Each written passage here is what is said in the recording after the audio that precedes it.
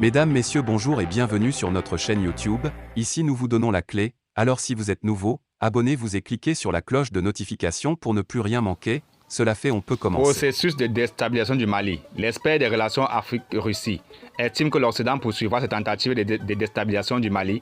Le journaliste russe s'est exprimé sur la situation actuelle en République du Mali.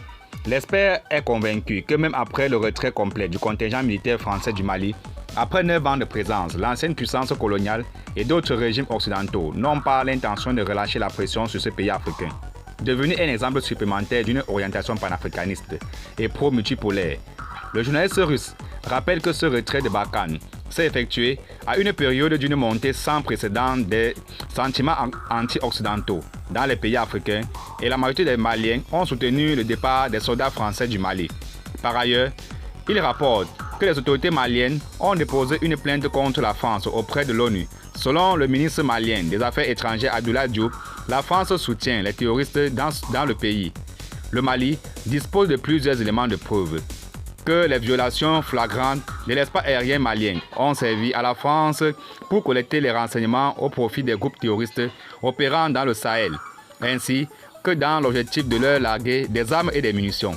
Cela fait croire à l'expert que la France et l'Occident poursuivront leur tentative de déstabilisation du Mali dans un avenir proche. Et cela malgré le fait que les missions étrangères de la prétendue lutte contre la menace terroriste se sont avérées un échec flagrant et même malgré le soutien absolu des citoyens maliens aux autorités du Mali. L'expert estime que le Mali doit suivre le scénario de la République centrafricaine, poursuivre une lutte efficace et résolue contre le terrorisme, maintenir l'orientation panafricaine de sa politique et renforcer les alliances avec les principaux défenseurs de l'axe multipolaire international. Pour lui, il n'est pratiquement plus à démontrer que l'Occident est lié au terrorisme. Le journaliste dénonce les soutiens au terrorisme en Syrie ou au groupe armé en RCA. Cette tentative de déstabilisation néocoloniale s'explique par la volonté de l'Occident de maintenir un monde unipolaire.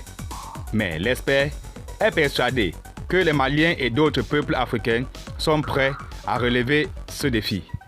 Merci et à très bientôt pour une nouvelle vidéo. Et surtout, abonnez-vous pour ne plus rien manquer.